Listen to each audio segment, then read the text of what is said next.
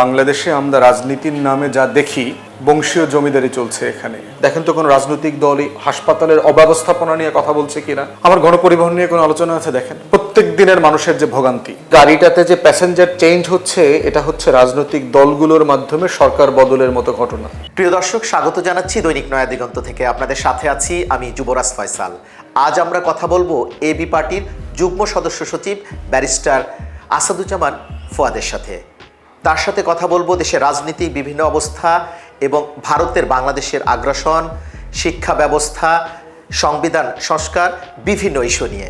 চলুন যাই তার মুখ থেকে শুনি বিভিন্ন বিষয়ের বিশ্লেষণ। আপনার শিক্ষা জীবন আর হচ্ছে এই যে ব্যারিস্টার হিসেবে আপনি আপনার যে পড়াশোনা, তারপরে আপনার অনুপ্রেরণা কে ছিল আর কি এই যে রাজনীতিতে আসছেন? প্রথমে নয়া দিগন্তকে ধন্যবাদ আমাদেরকে আজকে সুযোগ দেওয়ার জন্য, আপনাদের দর্শকদের সাথে, শ্রোতাদের সাথে কথা বলবার জন্য। প্রথম কথা হচ্ছে যে আমার বাবা আইনের ছাত্র ছিলেন। প্রথম গ্র্যাজুয়েশন করবার পরে তো উনি ছাত্র রাজনীতি করতেন, বাম রাজনীতি করতেন। আর অভাব অনটন ছিল ফ্যামিলিতে, টিউশনি করে পড়ালেখা করতে হইতো। সো উনি আসলে ল ফার্স্ট পার্ট করবার পরে উনি আর সেকেন্ড পার্ট করতে পারেন নাই। আর বাম রাজনীতি করতেন, আপনার বিভিন্ন রাজনৈতিক মামলার আসামি ছিলেন। তো পারিবারিকভাবে খুব জটিল হয়ে গিয়েছিল আর কি ওনার জন্য বিষয়টা ডিল করা। তো ওনার একটা আকাঙ্ক্ষা ছিল যে আমরা যদি কেউ ল পড়ি আর কি। আমার মায়ের স্বপ্ন ছিল ডাক্তার হবো। বাংলাদেশে যেটা প্রবলেম আর কি, যে যারা ছাত্রছাত্রী তারা আসলে কি হইতে চায় সেটা বাবা মার কাছে গুরুত্বপূর্ণ না, গুরুত্বপূর্ণ বাবা মা তাকে কি বানাইতে চায়। তো ওই স্বপ্নের একটা জায়গা ওনাদের মধ্যে ছিল।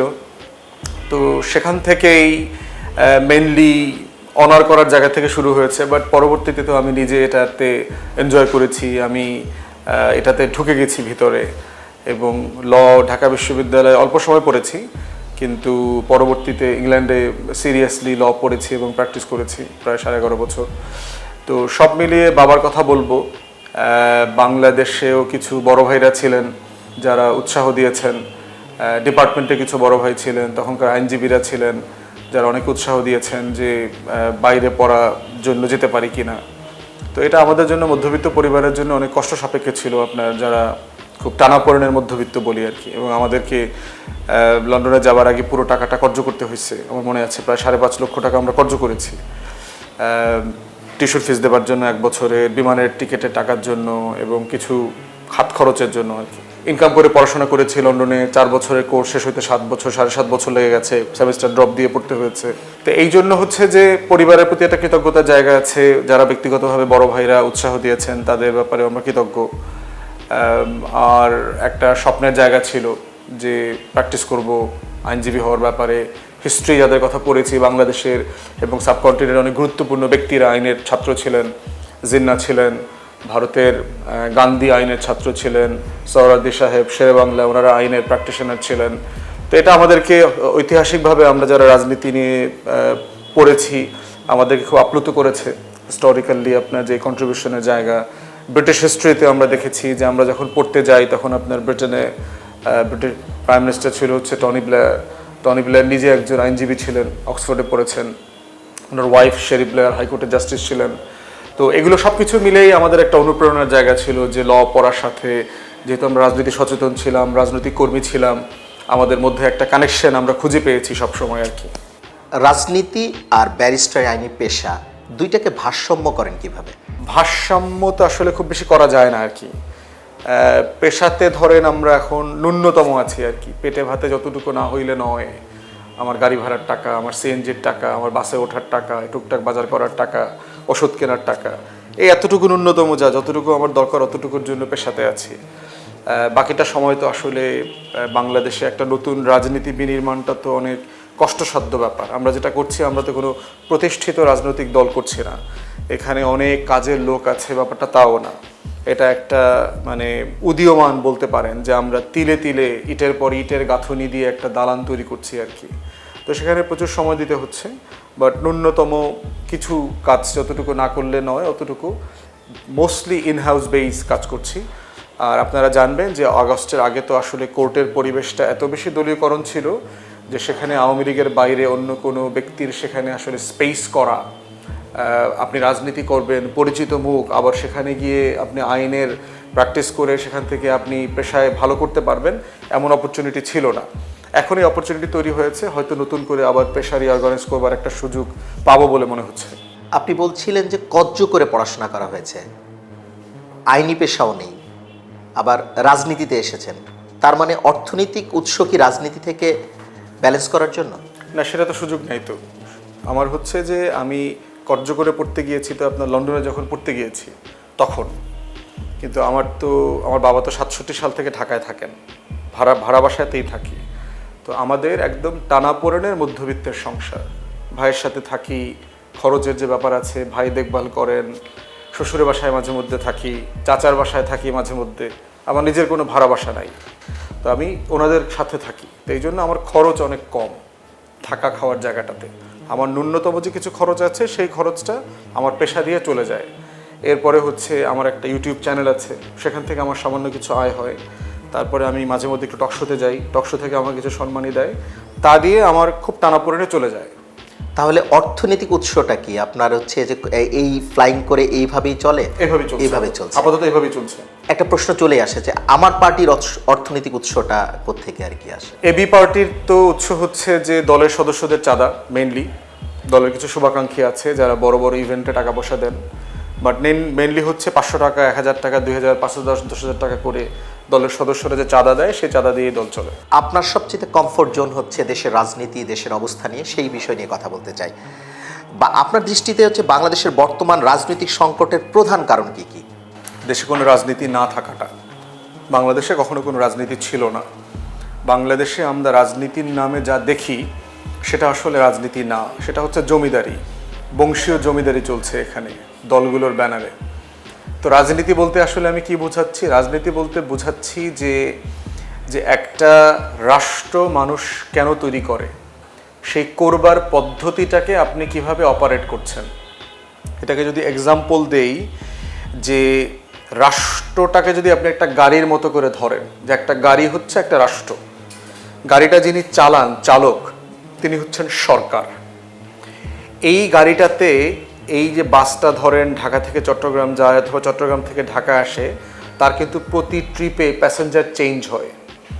অতএব এই গাড়িটাতে যে প্যাসেঞ্জার চেঞ্জ হচ্ছে, এটা হচ্ছে রাজনৈতিক দলগুলোর মাধ্যমে সরকার বদলের মতো ঘটনা, যে আপনার এখানে ভোটাররা বিভিন্ন প্রসেসে এটা চেঞ্জ করছে। তো সেই রাষ্ট্রটা আমার যে তৈরি করবে, যে একটা চালক এটাকে ভালোভাবে চালিয়ে নিয়ে যাবে, সেই পদ্ধতিটাই বাংলাদেশে কখনো ছিল না। বরং আমরা দেখেছি যে প্রতিটা রাজনৈতিক দল ডেলিভারিটলি এই রাষ্ট্রটাকে বিপদে ফেলেছে। আজকে দেখেন, এই যে আমরা 16 বছরের একটা ফ্যাসিবাদী রাষ্ট্র ব্যবস্থার ফাঁদে পড়লাম, কে ফেলেছে? এটা রাজনীতিবিদরা ফেলেছে। আপনি দেখেন প্রত্যেকটা গণ আন্দোলন কেন হয়েছে, 90 স্বৈরাচার বিরোধী আন্দোলন কেন করতে হয়েছে? কারণ দেশে গণতন্ত্র ছিল না, ভোট ছিল না। আপনি দেখেন শেখ মুজিবের নেতৃত্বে যুদ্ধের পরে কেন একদলীয় একটা শাসন ব্যবস্থা কায়েম হয়েছে। তাহলে বাংলাদেশের রাষ্ট্র কাঠামোটাতে আপনার কোনো রাজনীতি কখনো ছিল না, যে এই দেশটাকে ড্রাইভ করে, এই রাষ্ট্র নামক গাড়িটাকে ড্রাইভ করে তার গন্তব্যে তুলে নেওয়া, গন্তব্যে নিয়ে যাবার যে লড়াইটা, এই লড়াইটা আমরা দেখতে পাই নাই। এই জন্য দেখবেন এটার সিমটোম্যাটিক কিছু জিনিস বলি যে কেন এখানে রাজনীতি নাই। আপনি দেখবেন যে বাংলাদেশে টোটাল পলিটিক্যাল ডিসকোর্সে দেখবেন জনগণের প্রত্যেক দিনকার সমস্যার কোনো আলোচনা নাই। আপনি দেখবেন যে এখানে প্রত্যেক দিন পত্রিকা খুলবেন, দেখবেন আলোচনা আছে নির্বাচন নিয়ে, সংবিধান নিয়ে, সংস্কার নিয়ে, জুলাই বিপ্লবের পক্ষে কে, বিপক্ষে কে, কে কোন নেতা কোন পক্ষে বলল, বিপক্ষে বলল, ষড়যন্ত্র তত্ত্ব আছে, নতুন দল আসতেছে, ছাত্ররা দল করলে অন্য দল থাকবে কি থাকবে না, কিংস পার্টি হচ্ছে কিনা। আপনি দেখবেন টোটাল পত্রিকার 80% টপিক হচ্ছে এখানে আটকে গেছে। আমার গণপরিবহন নিয়ে কোনো আলোচনা আছে? দেখেন প্রত্যেক দিনের মানুষের যে ভোগান্তি। আপনি বাজারের অবস্থা এখন বেশ ভালো, গত সপ্তাহখানেক বলতে হবে যে গত 16 বছরে আমাদের বাজার সবচেয়ে কমফোর্টেবল অবস্থায় এখন আছে। Inflation very low currently. এতে যদিও আবার কৃষক ক্ষতিগ্রস্ত হচ্ছে, সেটা অন্য আলোচনা, যাবো ওদিকে। তাহলে দেখেন একজন মধ্যবিত্ত সকালে ঘুম থেকে উঠে প্রথম যে কাজটা করে, সে বাজারে যায়। বাজারে গিয়ে তাকে একটা হোঁচট খেতে হয় যে সে যে পরিমাণ টাকা নিয়ে যায় আর বাজারে যে আগুন চলছে, ওই আগুনটা তার ওই পকেটের টাকার ম্যাচ বাক্স দিয়ে নেভানো যাচ্ছে না, বরং ওটা আগুন জ্বলে যাচ্ছে। রাজনৈতিক দলগুলো দেখেন তো কখনো কোনো বিতর্ক আয়োজন করেছে কিনা যে আমার ইনফ্লেশন কীভাবে আমি হ্যান্ডেল করব। পলিটিক্যাল পার্টি কখনো একটা প্রেস ব্রিফিং করে কিনা যে আমার বাজারের দ্রব্যমূল্যের দাম কিভাবে কমাতে হবে, সেই বিষয়ে আমাদের একটা গবেষণা আছে। সরকারকে আমরা এই রোড ম্যাপটা এঁকে দিচ্ছি, আপনারা এটা ফলো করেন। আপনি দেখেন আমাদের দেশের পরিবহন ব্যবস্থা দেখেন, আমি সেই 93, 94, 95-তে স্কুলে যেভাবে যাবার সময় লাফায় লাফায় রাস্তার মাঝখান দিয়ে বাসে উঠতাম এবং লাফায় লাফায় রাস্তার মাঝখানে বাসে নামতাম, আজকেও দেখেন ঢাকার বাসে যাত্রীরা ওঠে কিভাবে, নামে কিভাবে। তাহলে কি একটা বাসের একটা গণপরিবহন ব্যবস্থা তৈরি করতে আপনার 30 বছরও আপনি সময় পেলেন না? আপনি এনাফ না? আমাদের রাজনৈতিক দলগুলো দেখেন তো এই বিষয় নিয়ে কোনো তর্ক করছে কিনা, যে আজকে আমরা গণপরিবহন নিয়ে তর্ক করব, যে আজকে গণপরিবহনটা কিভাবে নাগরিক বান্ধব হতে পারে, নিরাপদ হতে পারে। প্রত্যেক শীতের মৌসুম আসলে এখন দেখবেন যে ঢাকার কুয়াশার অবস্থা কি দেখেন, এবং এটা কিন্তু শুধু কুয়াশা না, এখানে ধুলা বালি, গাড়ির ধোঁয়া, ইট ভাটার যে ধোঁয়া, সব কিছু মিলে একটা খুবই ক্ষতিকর বাস্তবতা তৈরি হয়েছে। দেখেন তো আমার রাজনৈতিক দলগুলো কেউ এটা নিয়ে বিতর্ক তৈরি করছে কিনা, যে আমাদের পলিউশনকে কিভাবে আমরা অ্যাড্রেস করব, ইটের ভাটা কিভাবে অ্যাড্রেস করব, প্লাস্টিক বর্জ্য আমাদের মাটিকে নষ্ট করে ফেলছে, আমাদের নদীর নাব্যতা ধ্বংস করে দিচ্ছে। কেউ কি আলোচনা করছে কোনো রাজনৈতিক দল যে আজকে প্লাস্টিক পলিউশন নিয়ে আমরা কথা বলবো? আপনি দেখেন ডেঙ্গি মশাতে প্রতি বছর হাজার হাজার মানুষ মারা যায়। কোনো রাজনৈতিক দল কি কোনোদিন আলোচনা করে বলেছে যে আজকে ডেঙ্গু মশা নিয়ে আমরা একটা রোডম্যাপ দিচ্ছি, আগামী বছর অথবা এই সিজনে কোনো মশা যেন মারা না যায়? আমাদের হাসপাতালে যে অব্যবস্থাপনা চলছে, দেখেন তো কোনো রাজনৈতিক দলই হাসপাতালের অব্যবস্থাপনা নিয়ে কথা বলছে কিনা। আপনি ঢাকা মেডিকেলে এখন যান, দেখবেন ঢোকার পথ থেকে মানুষ পথে শুয়ে আছে, বেড নাই, সিঁড়িতে কোনায় কানিতে সিম্পলি হাঁটার জায়গা নাই, কুকুর পাশ দিয়ে হেঁটে যাচ্ছে, আপনি দেখবেন কুকুর টয়লেট করতেছে। বাংলাদেশের কোনো রাজনৈতিক দল কি এই হাসপাতাল নিয়ে আলোচনা করছে, তর্ক করছে, আলাপ করছে যে আমি কি করলে, আমরা কি পলিসি নিলে এই রাষ্ট্রের আপনার হাসপাতাল, আমাদের চিকিৎসা ব্যবস্থাপনাটা পরিবর্তন হয়ে যাবে? তাহলে দেখেন আমি কেন বলছি যে বাংলাদেশে কোনো রাজনীতি নাই, কারণ এটা সিম্পল জিনিস বুঝবেন যে আমাদের জনগণের কষ্ট ভোগান্তি নিয়ে কোনো রাজনৈতিক দলের কোনো মাথা ব্যথা নাই। তারা কেউ তর্ক করছে না এটা নিয়ে, যে মোড়ে মোড়ে যে আমার এইখানে যে এত ট্রাফিক জমে যায় বিকাল 4টায় 5টায়, আমার আধা ঘন্টার পথ চলতে কেন 3 ঘন্টা লাগছে, এটা নিয়ে আমরা কি করব, কি করা যায়? ট্রাফিক লাইট বসাবো, লোক বসাবো, পরিবর্তন করব, গাড়ি কমাবো, কি করব? এটা নিয়ে একটা তর্ক করতে হবে তো, আলাপ করতে হবে তো, বিতর্ক তুলতে হবে তো, আমাদের গবেষণা পত্রিকা প্রস্তাবনা দিতে হবে তো। তার কোনো বিষয় আমরা দেখতে পাচ্ছি না। তো সেই জন্য আমি বলছি যে বাংলাদেশ রাষ্ট্রে কোনো রাজনীতি কখনো ছিল না। তো সেই জায়গাতেই আবার কানেক্টিং প্রশ্ন হচ্ছে, তাহলে আপনার রাজনীতি কি? আমার রাজনীতি হচ্ছে এবি পার্টির রাজনীতি, যেটাকে আমি দ্বিতীয় প্রজন্মের রাজনীতি বলছি, যে এই রাজনীতিটা হচ্ছে সমস্যা সমাধানের রাজনীতি, যে আমরা জনগণের ভোগান্তি নিয়ে পলিটিক্সটা করব, যে কিভাবে এই ভোগান্তিটাকে অ্যাড্রেস করা যায়, এই ভোগান্তিটাকে কমিয়ে নিয়ে আসা যায়। বর্জ্য ব্যবস্থাপনা দেখেন, সেই 30 বছর আগে আমি ঢাকাতে যেভাবে বর্জ্য ব্যবস্থাপনা দেখেছি, এখনও তাই। দেখবেন রাস্তার মোড়ে মোড়ে মোড়ে মোড়ে বিশাল ময়লার ভাগাড়। আপনি মালিবাগে যান, এই যে মোড়ে একদম দেখবেন চৌমাথার উপরে ময়লার ভাগাড়, রাস্তার মোড়ের উপরে দেখবেন বিশাল একটা জায়গা নিয়ে ময়লার গাড়ির ডাম্প করে যাচ্ছে ময়লা। আপনি দেখবেন যে এখনো খোলা গাড়িতে করে ময়লা বাসা থেকে আনা নেওয়া করতেছে। রাজনৈতিক দলগুলোর কোনো তর্ক আছে এই বিষয় নিয়ে, প্রস্তাব আছে? আমরা এটা নিয়ে পলিটিক্সটা করতে চাই। এবং কেন পশ্চিমা বিশ্ব আমরা সবসময় এক্সাম্পল আনি, কারণ তারা তাদের রাষ্ট্রকে, তাদের রাজনীতিকে, জনগণকে তাদের কেন্দ্রে নিয়ে আসছে। কি করলে জনগণের জীবনটা আরও বেশি আরামদায়ক হবে, কি করলে আমার দেশের রাস্তায় প্রতি মাসে রোড অ্যাক্সিডেন্টে শত শত মানুষ মারা যাবে না। ঈদের সময় আসবে দেখবেন হাজার হাজার মানুষ মারা যাবে কয়েকদিনের মধ্যে। একটা রাষ্ট্র তো 53 বছর পরে একটা সিস্টেমে আসতে হবে, কিন্তু সেটা আমি দেখতে পাচ্ছি না। এই জন্যই বলছি কোনো রাজনীতি নাই দেশে কোনো রাজনীতি নাই। এবং এবি পার্টি হচ্ছে এই সমস্যাগুলোকে অ্যাড্রেস করবার মধ্য দিয়ে একটা নতুন প্রজন্মের রাজনীতি তৈরি করতে চায়, এটা সে চেষ্টা করছে। এতক্ষণ আমাদেরকে সময় দেওয়ার জন্য অনেক অনেক ধন্যবাদ আপনাকে। এবং নয়া দিগন্ত নতুন করে মাল্টিমিডিয়া শুরু করেছে, এবং নয়া দিগন্তের অডিয়েন্স নিয়ে যদি আপনি কিছু বলে শেষ করতেন আর কি। প্রথম কথা হচ্ছে যে বাংলাদেশের সকল গণমাধ্যম নিয়ে আমরা যে কথা বলি, যে এডিটোরিয়াল পলিসিটা জনমুখী হওয়া দরকার। কোনো দল, কোনো আদর্শ, কোনো মতাদর্শ, কোনো ব্যক্তি অথবা প্রতিষ্ঠানের দালালি করা থেকে গণমাধ্যমকে উঠে আসতে হবে। দালালি করার পরিণতি যে ভালো হয় না, এটা কিন্তু 16 বছরের অভিজ্ঞতা আমাদেরকে বলেছে। বাংলাদেশের ইতিহাসে বিরল যে সরকার পরিবর্তনের পরে গণমাধ্যমে গিয়ে মানুষ আগুন জ্বালিয়ে দিয়েছে।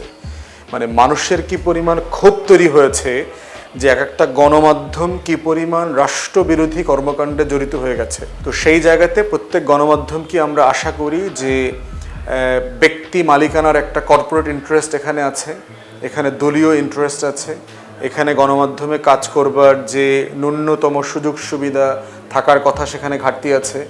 বিভিন্ন সময় সাংবাদিকরা আমাদেরকে বলেন যে তাদেরকে যে ন্যায্য বেতন দেওয়ার কথা এটা গণমাধ্যম থেকে দেওয়া হয় না, তারা সাফিসিয়েন্টলি টাকা পয়সার মালিক হওয়ার পরেও দেওয়া হয় না। অনেক গণমাধ্যম আছে তারা বেতন দিতে পারছেন না। তাহলে গণমাধ্যম আপনি চালাচ্ছেন কেন? আপনি যদি বেতন দিতে না পারেন, আপনি যদি ফাইন্যান্সিয়ালি তাকে ভালো রাখতে না পারেন, তাহলে এই গণমাধ্যমটা দিয়ে তাকে কষ্ট দিচ্ছেন কেন? কোনো কোনো গণমাধ্যম আছে তার কাজই হচ্ছে আসলে দালালি করা। তো এই সব কিছু মিলায়ে আমরা দেখতে চাই যে বাংলাদেশ রাষ্ট্রের প্রতি যে দায়বদ্ধতা, জনগণের প্রতি যে দায়বদ্ধতা, এই দায়বদ্ধতার জায়গা থেকে গণমাধ্যম ঐতিহাসিক তার রোল প্লে করবেন। যাকে যখন যে ভাষায় ন্যায্যতার জন্য সমালোচনা করা দরকার সেটা করবেন, প্রশংসা করা দরকার সেটা করবেন। কারণ আপনারা হচ্ছেন, গণমাধ্যম হচ্ছে রাজনৈতিক কর্মী অথবা দেশের গুরুত্বপূর্ণ জায়গায় যারা থাকেন তাদের সাথে জনগণের মেলবন্ধন। এই বন্ধনের রাস্তাটা যদি করাপ্ট হয়ে যায়, দূষিত হয়ে যায়, তাহলে বাংলাদেশ রাষ্ট্র দূষিত হয়ে যাবে। অতএব সেই জায়গায় গণমাধ্যম তার ঐতিহাসিক দায়িত্ব পালন করবেন। নয়াদিগন্তের ব্যাপারে আমাদের একই প্রত্যাশা, তাদের যে কাঙ্ক্ষিত রোল তারা প্লে করবার কথা সেটা যেন তারা করেন, সেই আকাঙ্ক্ষা আমি করছি। অনেক অনেক ধন্যবাদ আপনাকে, আমাদেরকে সময় দিয়েছেন আপনার ব্যস্ততার মাঝেও, সেই জন্য কৃতজ্ঞতা।